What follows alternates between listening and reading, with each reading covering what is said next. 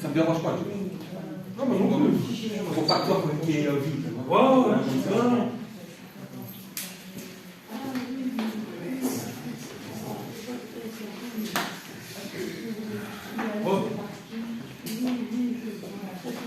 On va commencer le culte avec le cantique 526.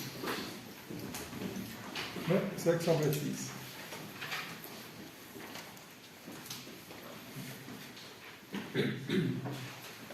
Veux-tu briser du péché le pouvoir? La force est en Christ, la force est en Christ. Si dans ton cœur tu veux le recevoir, la force est dans le sang de Christ. Je suis fort, fort, oui, plus que vainqueur par le sang de Jésus. Je suis fort, fort, oui, plus que vainqueur par le sang de Jésus, mon sauveur. Veux-tu braver la mort et l'enfer? La force est en Christ, la force est en Christ. Jésus d'amour fait tomber tous tes frères. La force est dans le sang de Christ. Je suis fort, fort, oui, plus que vainqueur par le sang de Jésus. Je suis fort, fort, oui, plus que vainqueur par le sang de Jésus, mon sauveur. Veux-tu marcher toujours pur, triomphant? La force est en Christ, la force est en Christ. Pour te garder, Jésus est tout-puissant. La force est dans le sang de Christ. Je suis fort, fort, oui, plus que vainqueur par le sang de Jésus. Je suis fort, fort, oui, plus que vainqueur par le sang de Jésus, mon sauveur. Veux-tu du ciel t'approcher chaque jour? La force est en Christ, la force est en Christ. Avec Jésus demeurer pour toujours. La force est dans le sang de Christ. Je suis fort, fort, oui, plus que vainqueur par le sang de Jésus. Je suis fort, fort, oui, plus que vainqueur par le sang de Jésus, mon sauveur. On va à la lecture le 497.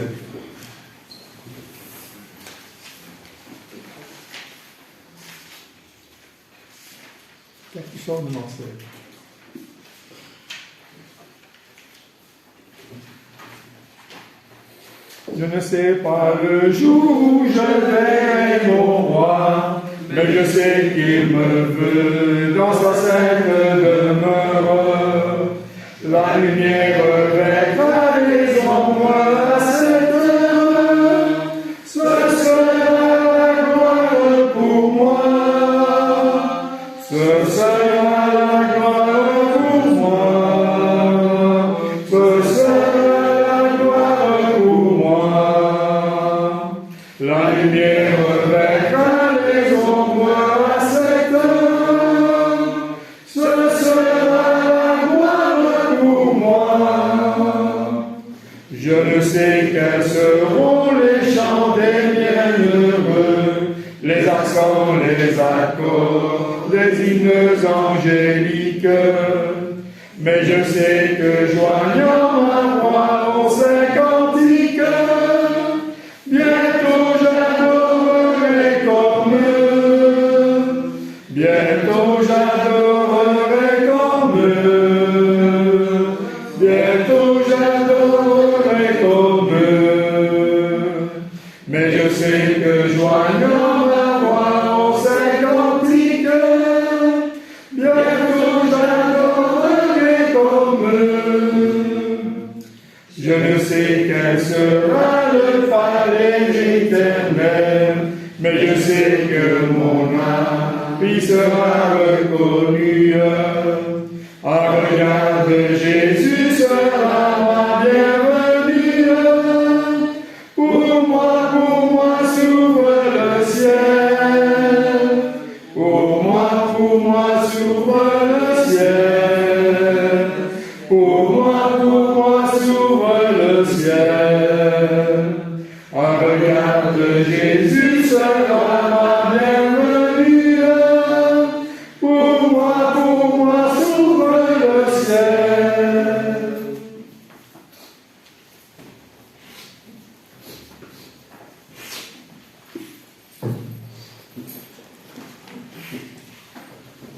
Bonjour à tout le monde. Hélène, c'est dans la maison de dépôt. C'est à Jopou, derrière le Cora. Ils s'appellent au bon chien. Ils appellent la maison de dépôt. Après 14 heures, tout le monde peut aller faire une visite. Et tous les jours, 7 sur 7. Et bien aujourd'hui,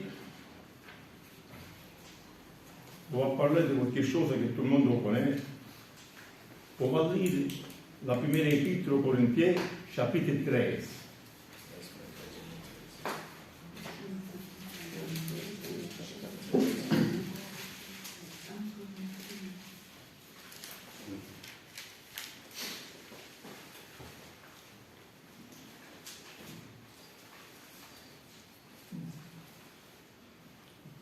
C'est l'apôtre Paul qui écrit cette lettre. Je crois que le verset du chapitre 12, le dernier verset, le 31, dit comme ça: aspirez au don les meilleurs et je vais encore vous montrer une voie par excellence. Et alors 13. Quand je parlerai la langue des hommes et la langue des anges, si je n'ai pas la charité, je suis un allié, qui résonne en cymbale et qui retentit. Et quand j'aurai les dons des prophéties, la science et de tous les mystères et toute la connaissance, quand j'aurai même toute la foi juste à transporter les montagnes, si je n'ai pas la charité, je ne suis rien. Et quand je distribuerai tous mes biens pour la nourriture des pauvres, quand je livrerai même mon corps pour être brûlé, si je n'ai pas la charité, cela ne me sert à rien. La charité est patience. Elle est pleine de bonté. La charité n'est pas envieuse. La charité ne se vante pas. Elle ne se gonfle pas d'orgueil. Elle ne fait rien de malhonnête. Elle ne cherche pas son intérêt. Elle ne se dit point. Elle ne soupçonne point le mal. Elle ne se réjouit point de l'injustice, mais elle se réjouit de la vérité. Elle excuse tout, il croit tout et espère tous. Elle supporte tout. La charité ne périt jamais. Les prophéties prendront fin. Les langues cesseront. La connaissance disparaîtra, car nous connaissons en partie et nous prophétisons en partie. Mais quand ce qui est parfait sera venu et ce qui est partiel disparaîtra, alors que j'étais enfant, je parlerai comme un enfant. Je pensais comme un enfant, je raisonnais comme un enfant. Lorsque je suis devenu homme, j'ai fait disparaître ce qui est enfant. Aujourd'hui, nous voyons au moyen d'un miroir, d'une manière obscure. Mais alors, nous verrons face à face. Aujourd'hui, je connais en partie, mais alors je connaîtrai comme j'ai été connu. Maintenant, donc, trois choses demeurent, il reste la foi, l'espérance et la charité. Mais la plus grande de ces choses, c'est la charité.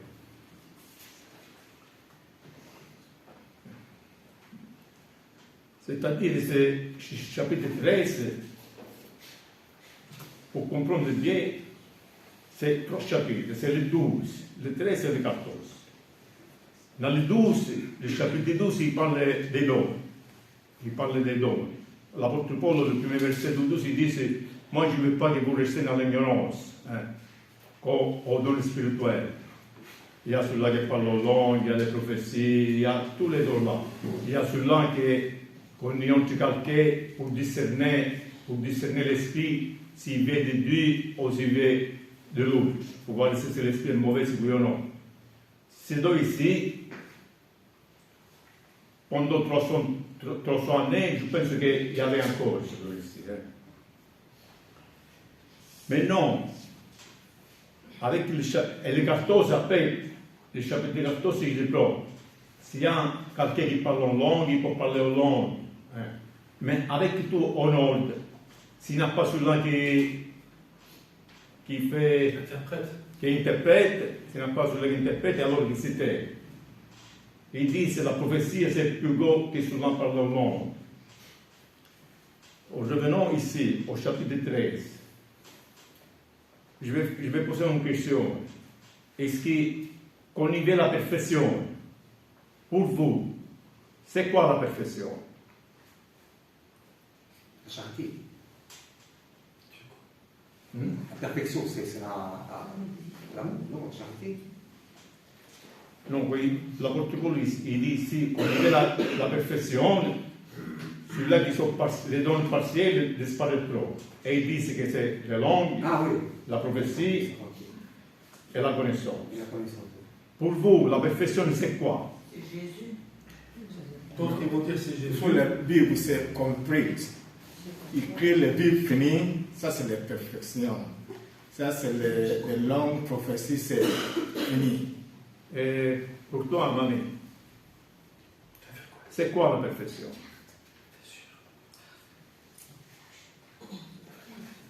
Bon, la perfection, selon les pentecôtistes, la perfection c'est Jésus.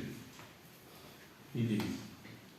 Mais ici, comme il dit la Bible, comme il a dit Richard, la perfection c'est la Bible.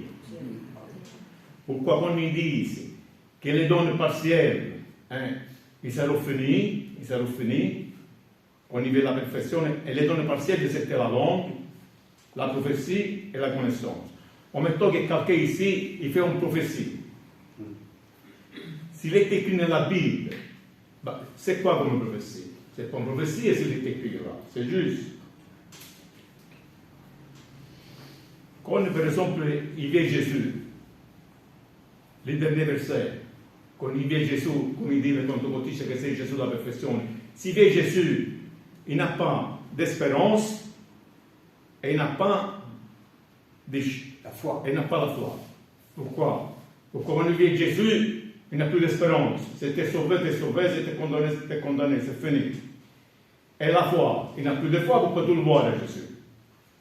Alors c'est bien, comme il dit Richard, que la perfection c'est la Bible, et moi je pense aussi que c'est la Bible. Oui, mais il restera la charité. La charité, il demande pour tout le temps. Pour toujours. Pour Parce toujours. que la foi, évidemment, c'est vrai qu'une fois qu'on voit le Christ, la foi n'a plus de la foi. Et comme tu dis, l'espérance, parce que voilà, le Christ est là, donc l'espérance, parce qu'on espère tant que.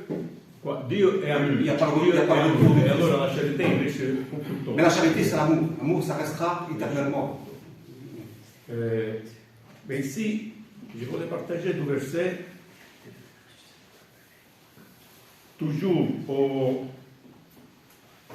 1 Corinthiens, chapitre 12, verset 11. Il dit c'est comme ça, regarde. Chapitre 11. En son le même esprit, c'est qu'on est, il dit c'est tous les dons spirituels, le verset 11. En son le même esprit, offre toutes choses, les distribuer à chacun en particulier les dons, comme il veut l'esprit. C'est comme il veut l'esprit.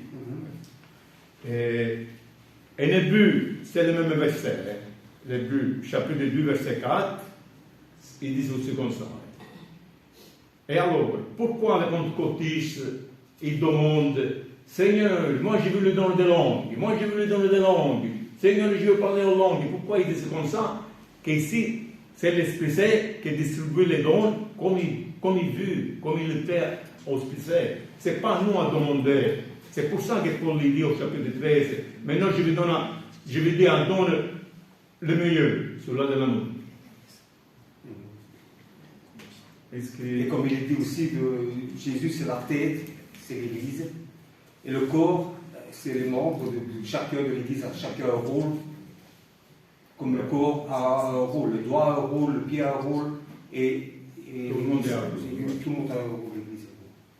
Pas de questions? Merci.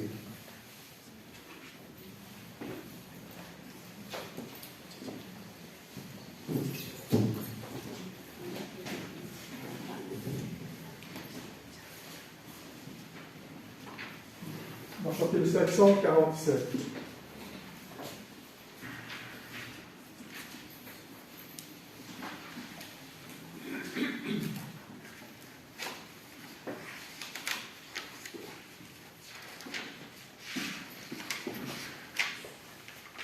Pécheur, je voudrais te guérir, j'ai vu tes larmes et ta souffrance, mais pour avoir la délivrance, il faut apprendre à m'obéir. Voici, je me tais à la porte, je suis ton maître et ton sauveur. C'est le bonheur que je t'apporte. Ne veux-tu pas m'ouvrir ton cœur? Sais-tu que je suis né pour toi, que pour toi j'ai donné ma vie? Ton cœur est digne d'hôtellerie, sans place même pour ton roi.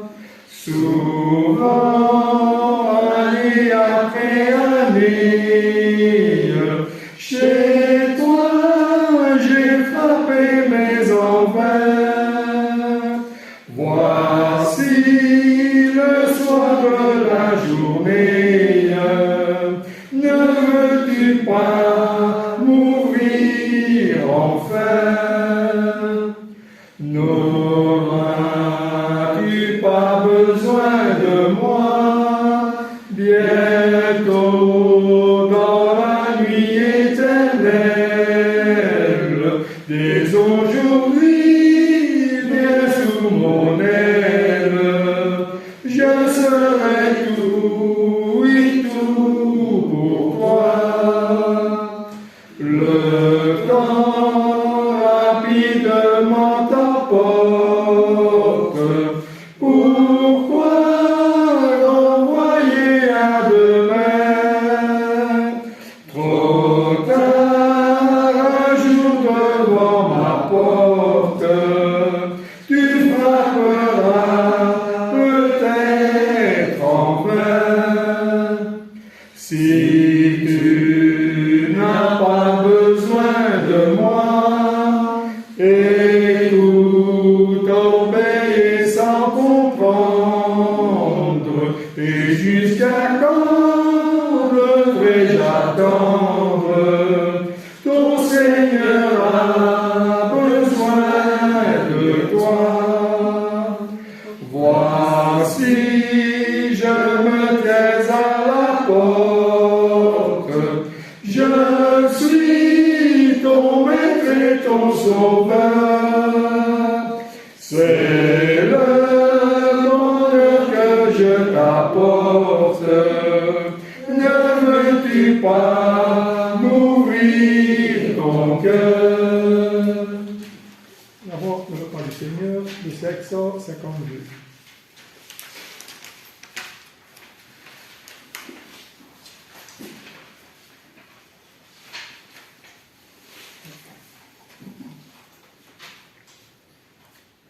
Jésus, par ton sang précieux, enlève mon iniquité. Regarde-moi du haut des cieux, dis-moi que tu m'as pardonné. J'ai longtemps erré, cœur rebelle, mais j'entends ta voix qui m'appelle. Au pied de ta croix maintenant, tout confus, brisé, je me rends.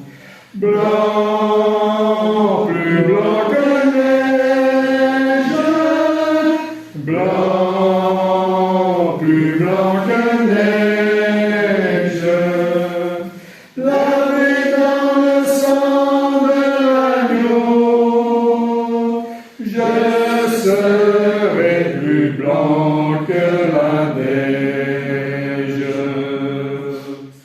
Oh, le fardeau de mon péché,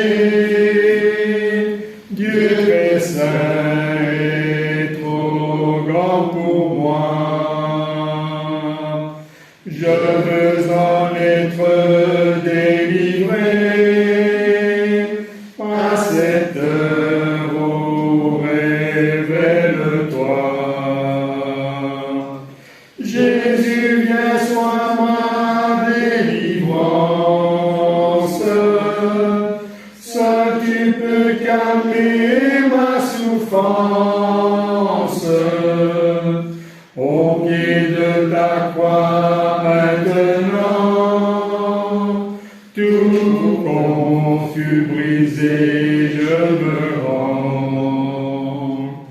Blanc, plus blanc que neige, blanc, plus blanc que neige, lavé dans le sang de l'agneau,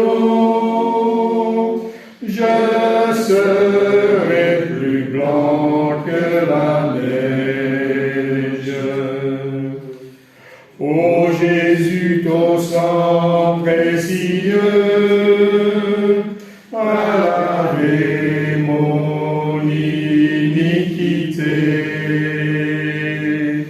Oui, tu m'as répondu des cieux, ton amour m'a tout pardonné. Je te contemplais, je puis croire qu'en toi j'ai complète victoire.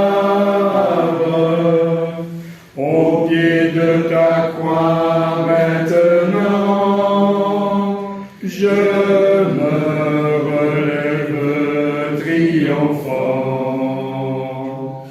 Blanc, plus blanc que neige, blanc, plus blanc que neige, lavé dans le sang de l'agneau, mon cœur est plus blanc que la neige.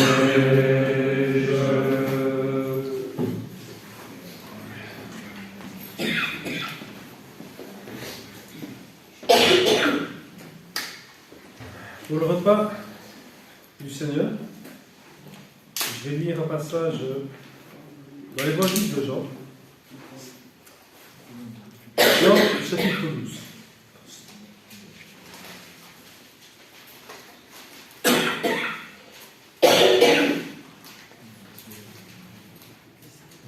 À partir du verset 20. Jean, chapitre 12, à partir du verset 20 à 36.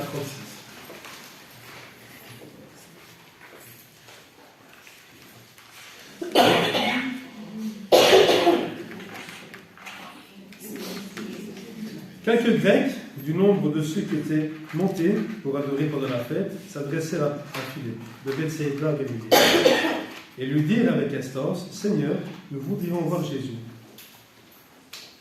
Philippe alla le dire à André, puis André à Philippe, le dire à Jésus. Jésus lui répondit, « L'heure est venue où le Fils de l'homme doit être glorifié. En vérité, je vous le dis, si le grain de blé qui tombe en terre ne meurt, il reste seul. Mais s'il meurt, il porte beaucoup de fruits. Celui qui aime sa vie la perdra, et celui qui hait sa vie dans ce monde la conservera pour la vie éternelle. Si quelqu'un me sert, qu'il me suive. Et là où je suis, là aussi sera mon serviteur. Si quelqu'un me sert, le Père l'honorera. Maintenant, mon âme est troublée. Et que dirais-je, Père? Délivre-moi de cette heure, mais c'est pour cela que je suis venu, jusqu'à cette heure. Père, glorifie ton nom. Et une voix vint du ciel. Je l'ai glorifié, et je le glorifierai encore. La foule qui était là, et qui avait entendu, disait que c'était un tonnerre. D'autres disaient, un ange lui a parlé. Jésus dit, ce n'est pas à cause de moi que cette voix s'est fait entendre, mais c'est à cause de vous. Maintenant a lieu le jugement de ce monde, maintenant le prince de ce monde sera jeté dehors. Et moi, quand j'aurai été élevé de la terre, j'attirerai tous les hommes à moi. En parlant ainsi, il indiquait de quel monde il devait mourir. La foule lui répondit, nous avons appris par la loi que le Christ demeure éternellement. Comment donc, dis-tu, il faut que le Fils de l'homme soit élevé? Qui est ce Fils de l'homme? Jésus leur dit, la lumière est encore pour un peu de temps au milieu de vous. Marchez pendant que vous avez la lumière, afin que les ténèbres ne vous surprennent point. Celui qui marche dans les ténèbres ne sait où il va. Pendant que vous avez la lumière, croyez en la lumière, afin que vous soyez des enfants de lumière. On va prendre aussi un autre passage, en 1 Corinthiens, chapitre 11.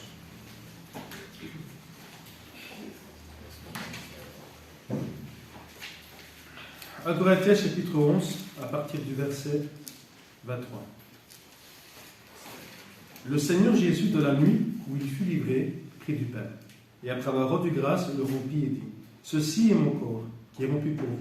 Faites ceci en mémoire de moi.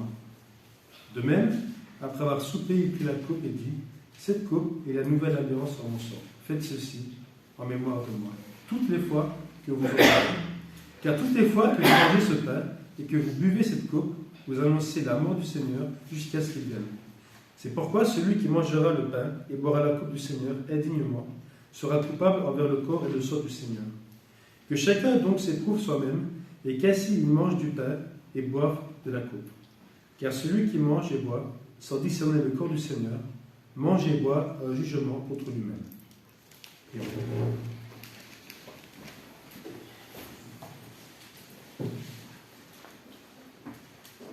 Père éternel, nous voulons, Seigneur Tout-Puissant, à travers ces lectures, nous rappeler, Père, que ton Fils est mort pour chacun de nous, Père.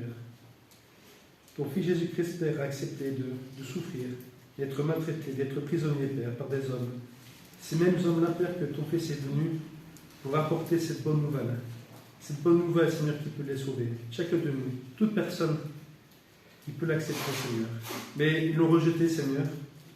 Et pardonne-nous, Père, si encore une fois, ou des fois, Père, et encore aujourd'hui, des fois, nous rejetons aussi sa parole. Ton Fils est venu pour nous sauver, Père.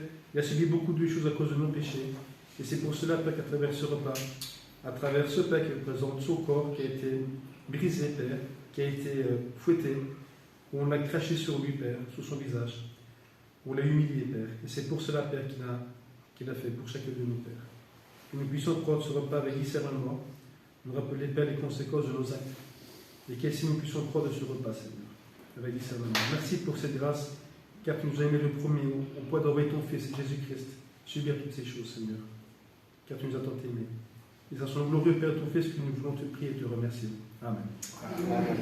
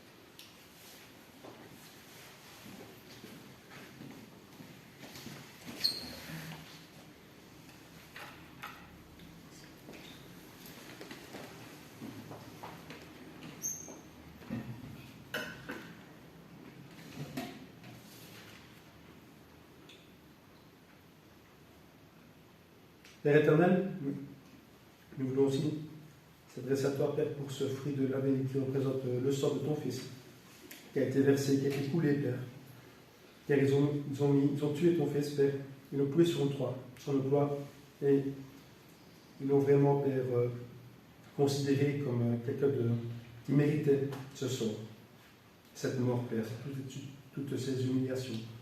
Et c'est pour ça, Père, que nous voulons encore plus t'aimer, Père, et te remercier, car c'est pour nos fautes, Père, que ton Fils est mort, mais aussi parce que tu nous as tant aimés, qui t'as envoyé ton Fils Jésus-Christ mourir à notre place, Père.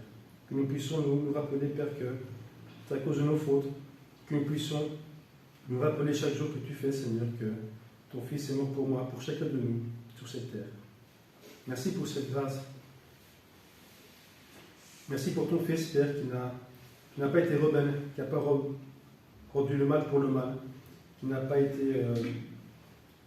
qui a tout supporté, Seigneur. Merci pour ce repas, qui commémore, Père, et bien, son corps, son sang qui a été versé ici par ce repas. Nous voulons te prier et te remercier, Seigneur. Dans le nom précieux de ton Fils Jésus-Christ. Amen. Amen.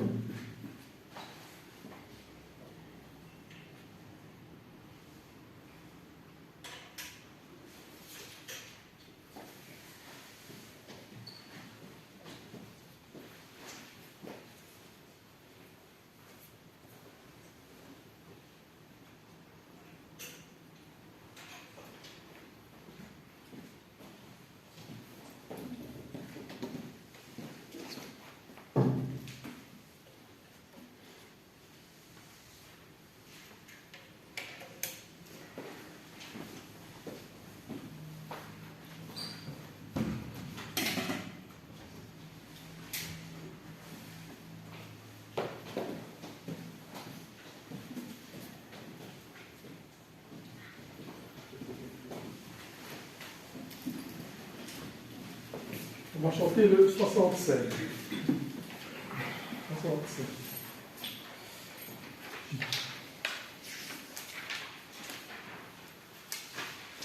Dans les cieux et sur la terre, il n'est aucun nom plus doux, aucun que mon cœur préfère, au nom de Christ mort pour nous. Quel beau nom,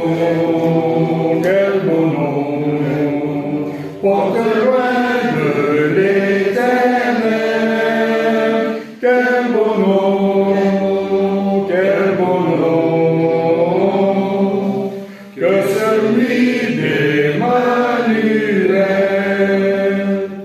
Quelque grand que soit un homme, qu'il soit prince ou qu'il soit roi, de quelque mot qu'on le nomme, Jésus est plus grand pour moi. Quel beau nom,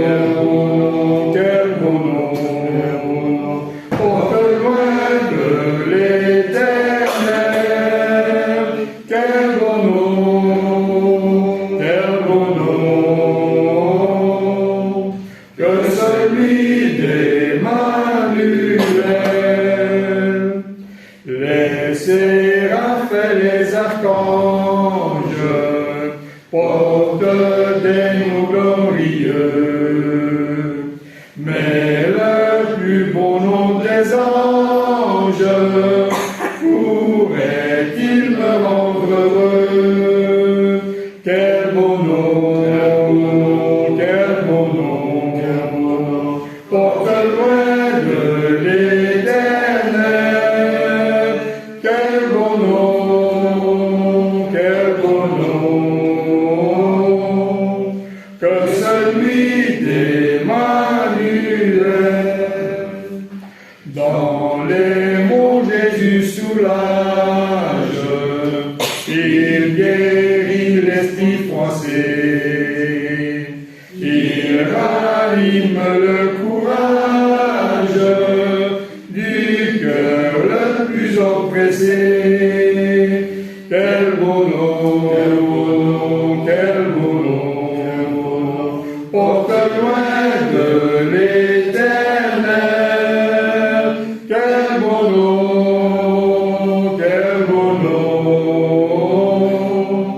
que celui d'Emmanuel. Et avant l'exhortation, le 61.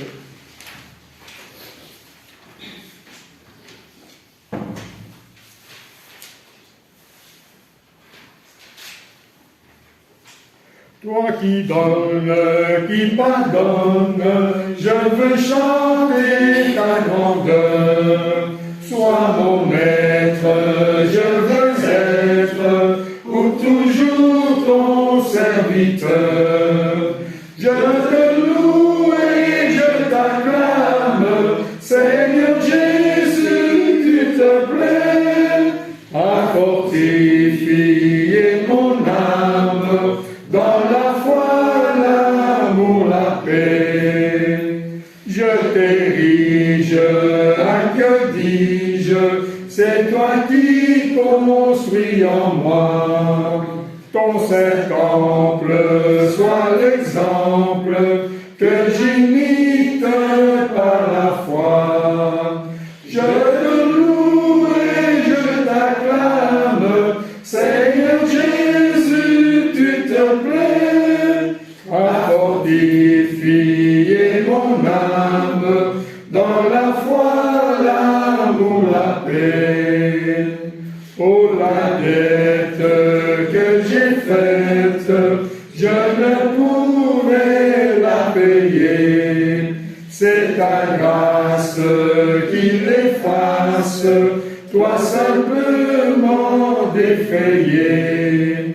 Je te loue et je t'acclame, Seigneur Jésus, tu te plais à fortifier mon âme dans la foi, l'amour, la paix.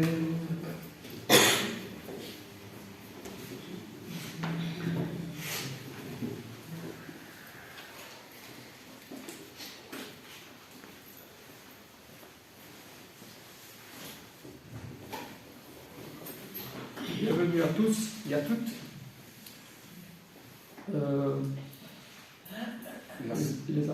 Oui, la semaine prochaine, c'est le dernier samedi pour les repas qu'on offre. Ok. Le C'est petit début déjeuner. mars déjà, oui. Ouais, ouais, c'est- Et encore un grand merci pour tous ceux qui ont participé. Dimanche, on rassemble. Dimanche prochain, il y a. Les premiers dimanches du mois. Oui, à savoir que toi, on ne verra pas la différence parce que tu parles lundi au Voilà. samedi, c'est ça? Et Giovanni Parce part. que Giovanni sera absent dans. Vendredi ou samedi, on part. Mais dimanche, tu ne seras pas là.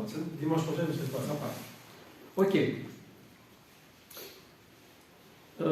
Pour ceux qui ont des enfants petits, j'en ai eu aussi, mais sont plus grands, c'est la période du carnaval.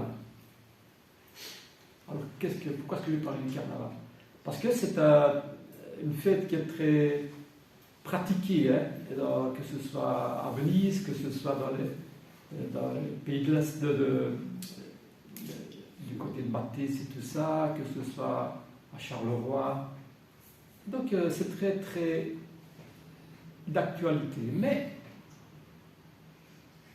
je pense qu'il y a moyen d'en tirer quand même une leçon pour nous. Dans le sens où le parent ou les parents qui essayent de préparer les enfants pour cette activité, on va dire, essayent pour contenter l'enfant de trouver un masque, de trouver un déguisement pour ressembler à Superman ou à Zorro ou à tel autre personnage.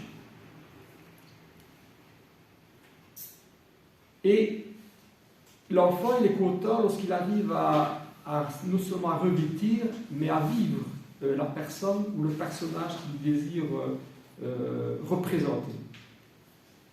Et il est vraiment encore plus content lorsqu'il arrive à tromper la personne qu'il a en face, en disant « Ah, il ne me reconnaît pas ». Et donc je vais essayer de cacher et de faire croire que je ressemble le plus possible à ce personnage. Et il est dans ce monde imaginaire pour ce jeu, on va dire, et les parents sont contents avec ça. Et finalement, nous sommes nous aussi, en tant qu'adultes, très forts dans ce domaine. En général, l'homme est fort pour se déguiser aussi. Et on va un peu développer cette idée-là pour ce parallèle-là que je voulais faire avec le carnaval. Par exemple, lors de procès, par exemple, ou alors on dit, on vit avec un voisin ou une personne qu'on connaît au travail, etc. Et depuis des années, et puis à un moment donné, fait ce fait qui fait que la réflexion qu'on se fait ou qu'on fait, elle dit, mais je ne connaissais pas la personne. Elle avait vraiment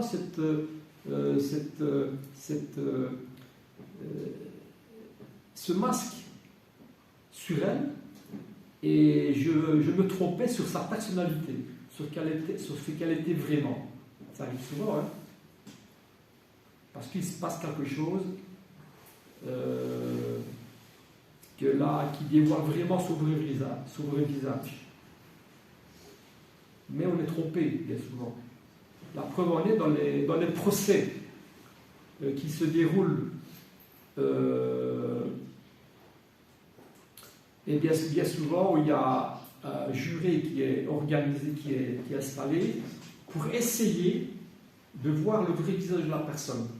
Parce qu'on est trompé par ce qu'il dit, par ce qu'il montre extérieurement. Et il y a un procès avec des témoins, avec l'histoire de la personne, avec les faits, etc., les preuves, qui sont là pour essayer de voir le vrai visage de la personne pour faire un jugement juste. Mais l'homme est très fort pour ça. Pour tromper l'homme ou la femme. Et la question que nous pourrions se poser maintenant, pour avancer dans la réflexion, est-ce que vous connaissez vraiment la personne qui est à côté de vous? À côté de vous, je pourrais dire, est-ce que vous me connaissez vraiment? Est-ce que je connais vraiment telle personne, ou tel frère, ou telle sœur, ou telle autre personne dans la famille, ou dans les amis, dans les collègues, etc. Ça, c'est la question qu'on pourrait se poser. Est-ce qu'on les connaît vraiment? Est-ce que vous me connaissez vraiment? On pourrait dire, pour citer deux petits critères, est-ce que par exemple, le visage, la première chose qu'on voit chez une personne, qu'on rencontre peut-être pour la première fois, eh bien c'est des visages avec des traits de joie, de tristesse, peut-être de compassion, de haine parfois. Et avec ces premiers éléments qu'on a pour essayer de... Est-ce qu'on connaît la personne vraiment? Est-ce que le visage reflète vraiment la personne?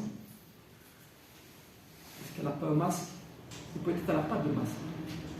Est-ce que les paroles qui sortent de la bouche de la personne reflètent vraiment la personne, qu'est-ce qu'elle reflète vraiment le cœur de la personne.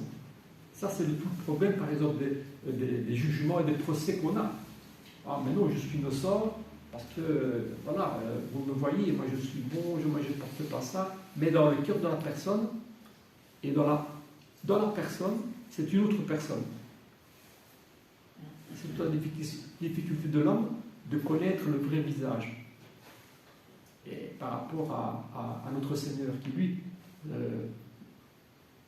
ne voit pas le masque qu'il porte. Il voit directement le cœur de la personne. Il y a une belle citation, une phrase qui dit que le vrai visage, on va dire la vraie personnalité de la personne, de l'homme, est d'abord ce qu'il cache. C'est-à-dire ce qui se trouve dans le cœur de la personne. Le vrai visage de l'homme ou de la femme est d'abord ce qu'il ou ce qu'elle cache. Mais nous n'avons pas la possibilité de voir le cœur de la personne. On connaît notre cœur, mais on ne connaît pas le cœur de la personne. On ne sait pas voir l'intérieur, le cœur. En effet, ce qu'on dissimule, ce qu'on a, ce qu'on est, eh bien, est-ce que c'est bon ou mauvais? Ou ce que l'on voit, eh bien, est-ce que c'est vraiment le cœur de la personne? Alors, ce jeu de masque, de déguisement, eh bien, c'est un jeu très, très ancien. Et vous savez, dans la Bible, le premier jeu, c'est pas un jeu, mais le premier déguisement que l'on lit dans la parole, c'est quoi? Eh bien, c'est déjà dans la Genèse. Je suis en train de dire, moi je pourrais dire que voilà. Jacob. Ouais. C'est bien ça. C'est Jacob qui est béni par son père Isaac. Eh bien, c'est un déguisement sous l'idée de sa femme, Rebecca, qui déguise son fils. Pourquoi? Parce que chacun avait sa préférence. D'abord, je veux dire quelques versets, ça se trouve en Genèse, chapitre 27. Isaac, c'est un vieux monsieur. C'est un vieux monsieur, il était presque aveugle. Il devenait, on dit que le verset 1 du chapitre 27, Isaac devenait vieux et ses yeux étaient affaiblis, au point qu'il ne voyait plus. Alors, il appelle Ésaü, son fils, afin qu'il reçoive cette bénédiction. Et Isaac, donc, qui n'avait plus cette possibilité de voir et de distinguer la personne, est manipulé par un jeu de déguisement, dirigé par sa femme, Rebecca. On sait qu'il a engendré Ésaü et Jacob. C'est ça les deux fils. Et l'aîné des deux fils était le favori de son père, en fait. Et bien que Dieu avait déclaré que l'aîné sera servi au plus jeune. Donc déjà, c'était un jeu de déguisement qui avait été prophétisé. Mais normalement, c'est l'aîné qui devait recevoir la bénédiction. Mais déjà, l'Éternel avait dit que l'aîné sera asservi au plus jeune. Donc, on va aller voir les passages, mais bon, vous connaissez l'histoire. Et donc, Rebecca et Jacob trompèrent Isaac. Il était très vieux, il était aveugle, et par un déguisement que Jacob a revêtu pour prendre l'apparence et l'identité de son frère Ésaü. Et ça marchait. La tromperie a marché. Il bénit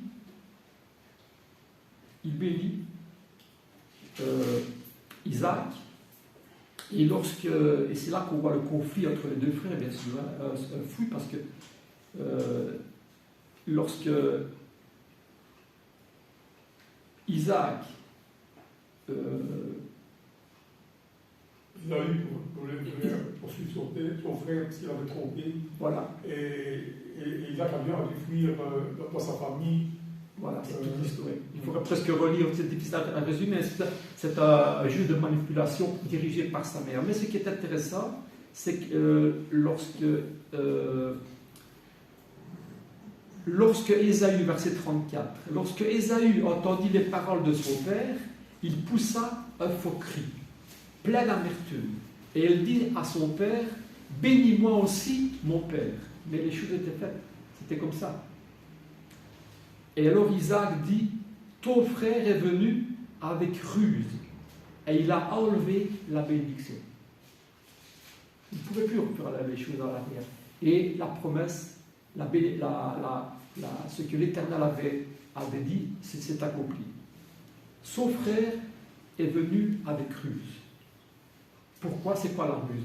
C'est qu'il avait trompé, il avait porté ce masque, on va dire, ce vêtement, parce qu'il était très poilu, son frère, et donc il y a tout un déguisement qui a été monté pour tromper le pauvre Isaac. Et il dit, il est venu avec ruse. C'est pas quelque chose de bien de porter ce masque, de tromper la personne qui est en face. Il est venu avec ruse et il a réussi. Voilà, c'est l'histoire, un exemple de carnaval, on va dire, de tromperie, de déguisement, je pense que c'est le premier dans la parole. Et donc, l'aîné des deux fils, bien qu'il était le favori de son père, a été abusé, a été trompé, surtout son père bien sûr, par ce déguisement. En réfléchissant, on peut deviner la motivation. Alors il faut relire l'histoire de tout ça. Et la motivation de tout ce qui se passe dans cette histoire, de ce déguisement, c'est l'orgueil. Dans le cas de Jacob, c'est l'orgueil, je pense. Et pour arriver à son but, il n'hésite pas à utiliser la ruse, comme il est dit, en Genèse chapitre 27, 35. Mais, tout au long de l'histoire, il y a eu alors il y en a encore après, mais voilà, c'était l'actualité avant, c'était l'actualité maintenant, et demain ce sera encore l'actualité. Et les motivations qui motivent ce déguisement, eh bien, on pourrait dire, on pourra citer plusieurs. J'en ai retenu 3. La première, le cas de cette histoire avec Isaac, eh bien, c'est l'orgueil. Le port du masque, c'est l'orgueil. Le port du déguisement, c'est l'orgueil qui a motivé. Mais, si je peux me permettre, c'était la volonté de Dieu que ça se fasse comme ça. Oui. Parce qu'il avait un plan avec Jacob, avec ses enfants, et aussi le plan pour aller en Égypte aussi. Donc c'est un plan que Dieu avait donc c'est la volonté de Dieu, je vais dire. Voilà. Il avait un plan. Donc il a prévu, enfin il savait que ça allait se passer ainsi. Encore une fois, je crois qu'il ne faut pas confondre la prédestination et l'omniscience. C'est le cas de Judas. C'est pas qu'il a voulu, toi tu seras condamné parce que tu dois trahir d'après mes trucs. C'est qu'il savait ce qui allait se passer. Comme Jésus savait, il lisait dans le cœur des personnes, il savait ce qui allait se passer. Mais il faut faire la distinction entre omniscience et prédestination. Omniscience, c'est Dieu qui connaît à l'avance ce qui va se passer. Comme il connaissait l'histoire qui allait se passer, par orgueil, comment il allait agir, et là c'est l'omniscience de Dieu. Mais ce n'est pas lui qui a poussé les choses à trahir son frère. Je ne crois pas. Enfin. Bon, alors, mais c'est vrai que les choses étaient déjà destinées avant. Les choses étaient destinées avant. Et donc, c'est l'orgueil. Dirigé par... il a été manipulé et dirigé par la maman. Et puis ça peut être d'autres motifs. Ce déguisement peut être motivé par la peur. Je ne suis pas celui que vous voyez là, et on se donne une autre identité par peur. Et l'exemple, j'allais dire un bel exemple, mais c'est un exemple plutôt, c'est le reniement de Pierre. Ah, tu es celui qui était avec Jésus. C'était vrai, c'était celui qui accompagnait Jésus. C'était un disciple de Jésus. Et il dit non. Et là, on met le déguisement, il met le déguisement, et il dit non, tu te trompes, moi, je ne le connais pas, et voilà, la preuve c'est que je vais le renier, etc., etc. Et à 3 reprises. C'est porter un déguisement aussi, ça. Il essaye de tromper la personne qui est en face de lui en disant ce que tu vois, eh ben, c'est toi qui te trompes, je ne suis pas ce que je suis réellement, finalement. Donc ça, c'est pas quoi. Et c'est motivé par quoi? C'est par la peur. Il a agi ainsi parce qu'il a eu peur, Pierre. C'était pas par orgueil. Il dit si jamais je dis la vérité, ben, je vais peut-être me retrouver aussi sur la croix, condamné de la même manière que Jésus, qui va bientôt monter sur la croix. Et là, c'est la peur. Le reniement de Pierre est motivé par la peur. Je crois qu'on peut le dire, avec certitude. Alors, ça peut être d'autres choses. Aujourd'hui, parfois, nous, eh bien, on porte un déguisement par peur, ça arrive, ou par le qu'en dira-t-on, par exemple. Le qu'en dira-t-on. On va cacher notre vraie identité parce qu'on ne veut pas être trop embêté par le qu'en dira-t-on. Si jamais je dis vraiment ce que je suis, eh bien, qu'en dira-t-on? Là, c'est le cas de dire. C'est un mauvais témoignage, bien sûr, parce que c'est une occasion justement qu'on devrait saisir peut-être pour témoigner dans certains cas. Et en 2 Timothée, je vais lire, j'avais écrit le verset.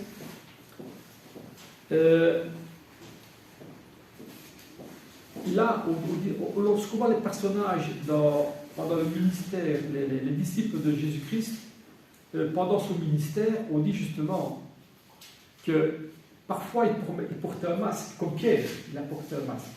Il y a un masque qui a été enlevé après la résurrection. Parce qu'ils étaient plus forts. C'est la force, c'est leur force spirituelle qui leur a fait jeter le masque qu'ils portaient. Et Paul il dit en 2 Timothée chapitre 1, versets 7 et 8, ce n'est pas un esprit de timidité que Dieu nous a donné, mais un esprit de force, d'amour et de sagesse. N'aie donc pas honte de témoigner de témoignage à rendre à notre Seigneur, ni de moi sous prisonnier. Ce n'est pas un esprit de timidité que Christ nous a donné, mais un esprit de force. Pierre avant, Pierre après. Pierre qui s'est conduit comme ça par peur, par timidité, mais plutôt par peur. Et puis la force a fait que après, eh bien, cette force et cette sagesse lui a fait tomber son masque. N'aie donc pas honte du témoignage à rendre à notre Seigneur, ni de moi sois prisonnier. Ce n'est plus Paul. C'est Paul qui parle ici. Paul, ce n'était pas le Paul d'abord. Et là, il n'a plus honte de l'Évangile. Il n'a plus honte du Christ. Il n'a plus honte du témoignage. Et il demande à ses disciples d'agir de la même manière, de grandir de la même manière. Parce que le masque, parfois, il met longtemps à tomber.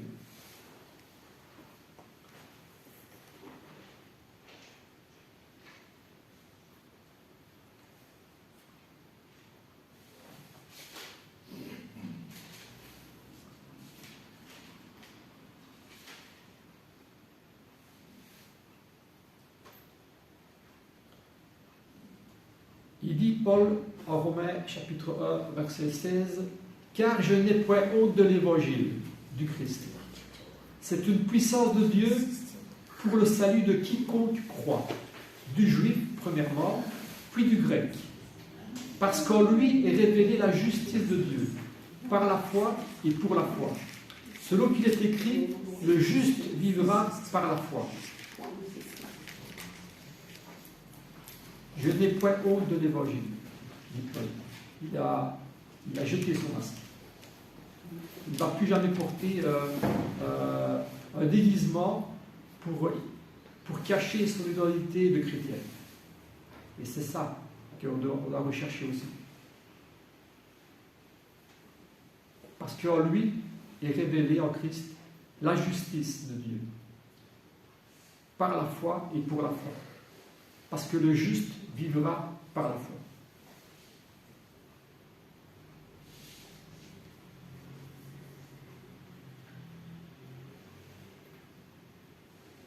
Alors, parfois, il est aussi possible qu'on entretienne ce déguisement. On porte un déguisement et on entretient ce déguisement. Parfois dans l'Église, on a connu qu'il y a des personnes qui entretiennent ce déguisement. Et puis, on apprend des choses assez étonnantes. Et parfois, ils se manipulent eux-mêmes au point qu'ils croient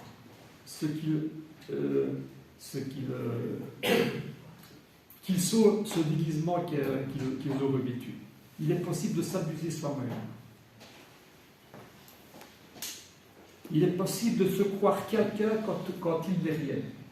Galates, chapitre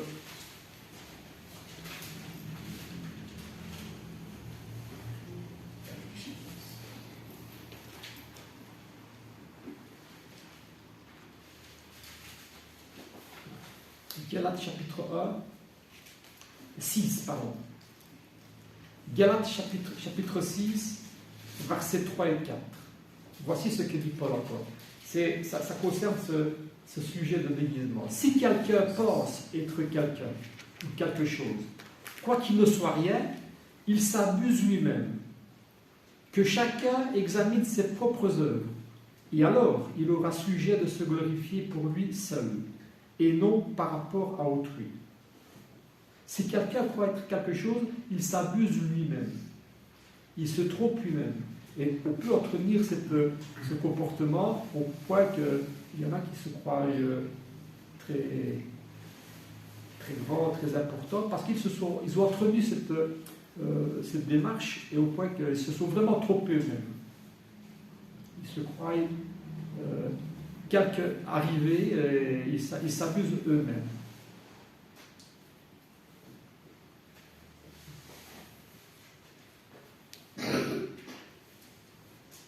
On peut se croire sage aussi. Et j'espère que nous sommes sages. Mais parfois, ce qu'on croit dépasse ce qu'on est réellement. Tout à l'heure, on a lu en 1 Corinthiens, et si on prend, je pense, le chapitre 3, versets 18 et 19. Paul dit encore, 1 Corinthiens chapitre 3, verset 18. Que nul ne s'abuse lui-même. Vous voyez, c'est une réalité. Hein? Que nul ne s'abuse lui-même. C'est Paul qui dit. Hein? Il est possible que vous abusiez. Que vous trompiez vous-même. Si quelqu'un parmi vous pense être sage, selon ce siècle, qu'il devienne fou, afin de devenir sage. Que la sagesse de ce monde est une folie devant Dieu. Car la sagesse de ce monde est une folie devant Dieu. Aussi est-il écrit, il prend les sages dans leur ruse, et encore, le Seigneur connaît les pensées des sages. Il sait qu'elles sont vaines. Donc c'est des personnes qui s'abusent elles-mêmes. Moi je suis sage. Maintenant je veux être sage et je suis sage. Et quand on dit ça, c'est qu'on n'est pas sage. Hein? Il y a une phrase qui dit, concernant l'humilité, l'humilité, on la perd dès qu'on croit la posséder. Lorsqu'on dit je suis humble, c'est là qu'on est orgueilleux. Et bien la sagesse, c'est la même chose.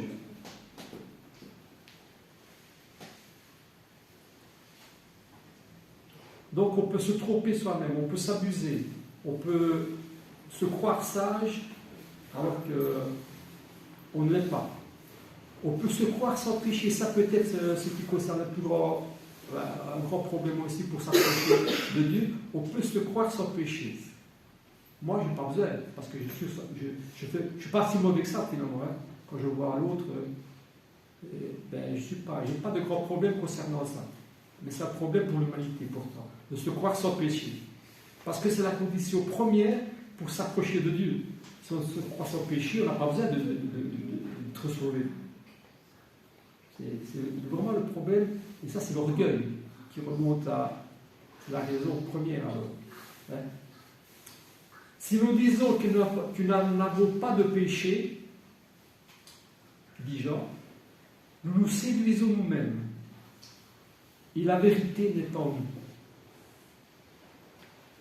On s'abuse lui-même, on s'abuse nous-mêmes, on porte un déguisement, et lorsqu'on se regarde sur la glace, on ne voit pas notre vrai visage, on voit Superman sans péché, qui n'a pas besoin des autres, qui n'a pas besoin surtout du Seigneur pour réclamer des péchés.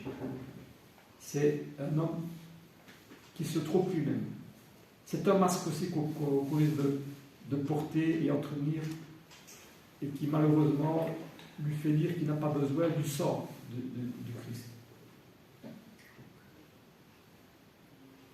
Mais dans toutes ces choses qu'on pourrait développer encore ce sujet-là, mais dans toutes ces choses qu'on pourrait encore développer, ces raisons différentes qui motivent un port du masque, il faut se rappeler une chose, c'est que finalement, quoi qu'on pense quoi qu'elles soient les raisons qui nous font porter un masque, eh bien, pour Dieu, sa vision n'est pas arrêtée par ce qui arrête notre vision, nous, par rapport à notre regard de celui qui est en face de nous. Lui, il voit directement le cœur de la personne. Il voit directement le cœur de la personne, il pénètre dans le cœur, jusqu'au cœur de la personne. On chante un cantique, tel que je suis. C'est un cantique qui montre bien la volonté de la personne qui a écrit le cantique et ceux qui chantent en faisant attention aux paroles, de reconnaître que c'est inutile d'essayer de tromper l'homme, d'essayer de tromper Dieu à plus forte raison, ou de se tromper soi-même. Tel que je suis, je viens à toi. Parce que je sais bien que de toute façon, c'est inutile d'essayer de tromper le Seigneur. Il nous voit tel que nous sommes. Et il y a un psaume que j'aime beaucoup, le psaume 139, et il y a aussi dans ce psaume le désir de l'auteur qui dit « Sonde-moi, ô Dieu, et connais mon cœur. Éprouve-moi et connais mes pensées. Regarde si je suis sur une mauvaise voie et conduis-moi sur la voie de l'éternité. » Donc il demande à Dieu de le sonder, de lui faire connaître ce qu'il est vraiment.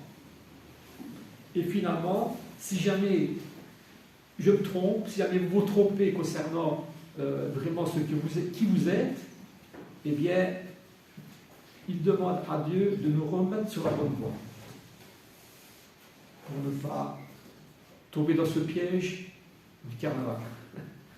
Voilà, c'est une petite pensée par rapport à une actualité, on va dire.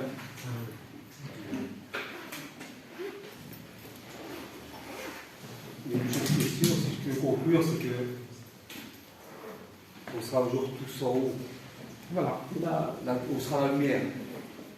Et là, tout sera dévoilé.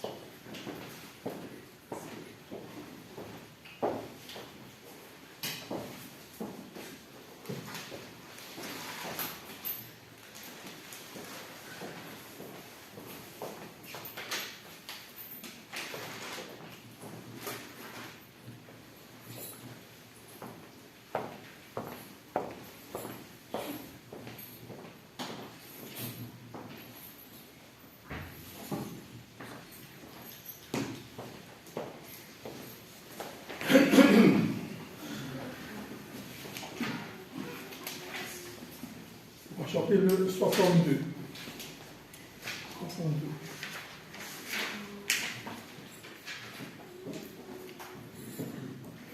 Vers toi montre notre hommage, Fils de Dieu, puissant sauveur, qui demeure d'âge en âge, le refuge du pécheur. Loué soit ton amour, loué soit à jamais, ton nom Jésus, ta gloire et tes bienfaits. Loué soit ton amour, loué soit à jamais, ton nom, ta gloire et tes bienfaits. De toi vient la délivrance, tu payas notre rançon. C'est en toi qu'est l'espérance, la paix et la guérison. Loué soit ton amour, loué soit à jamais, ton nom Jésus, ta gloire et tes bienfaits. Loué soit ton amour, loué soit à jamais, ton nom, ta gloire et tes bienfaits. Oh, que sous ta bannière est le peuple racheté, qui marche dans ta lumière vers la céleste cité. Loué soit ton amour, loué soit à jamais, ton nom Jésus, ta gloire et tes bienfaits. Loué soit ton amour, loué soit à jamais, ton nom, ta gloire et tes bienfaits.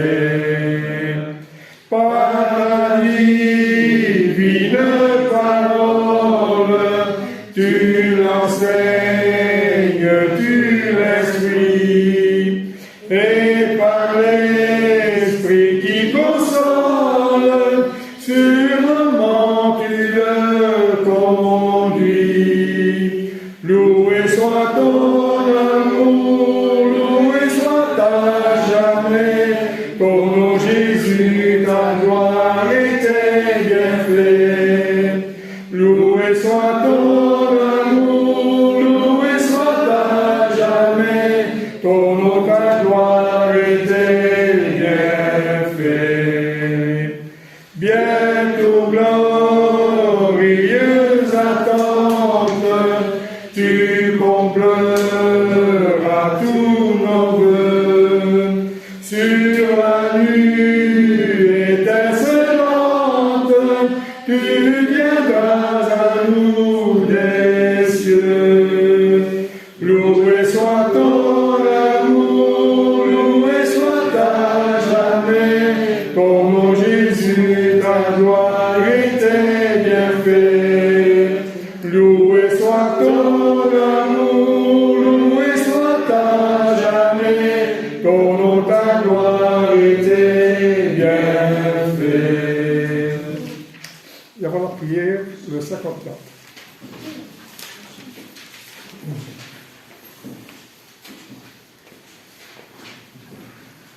Il est un nom dont le ciel retentit et qui chante dans mon cœur, et qu'on divers sans cesse le redit, c'est le nom de mon sauveur. Dans mon cœur chante une mélodie, douce mélodie, céleste harmonie. Dans mon cœur chante une mélodie, chant d'amour qui vient des cieux. Jésus, nos suprême, son mélodieux, tout racheté sur la terre et dans les cieux. J'aime chanter le nom de mon Sauveur, c'est lui qui m'a racheté, et je l'exalterai de tout mon cœur, jusque dans l'éternité. Dans mon cœur chante une mélodie, douce mélodie, céleste harmonie. Dans mon cœur chante une mélodie, chant d'amour qui vient des cieux. Jésus, nom suprême, son mélodieux, tout racheté j'aime, sur la terre et dans les cieux. Ce nom sera le thème des élus et des anges dans le ciel. Tous rediront le bon nom de Jésus dans un cantique éternel. Dans mon cœur chante une mélodie, douce mélodie, céleste harmonie. Dans mon cœur chante une mélodie, chant d'amour qui vient des cieux. Jésus, nom suprême, son mélodieux, tout racheté l'aime, sur la terre et dans les cieux.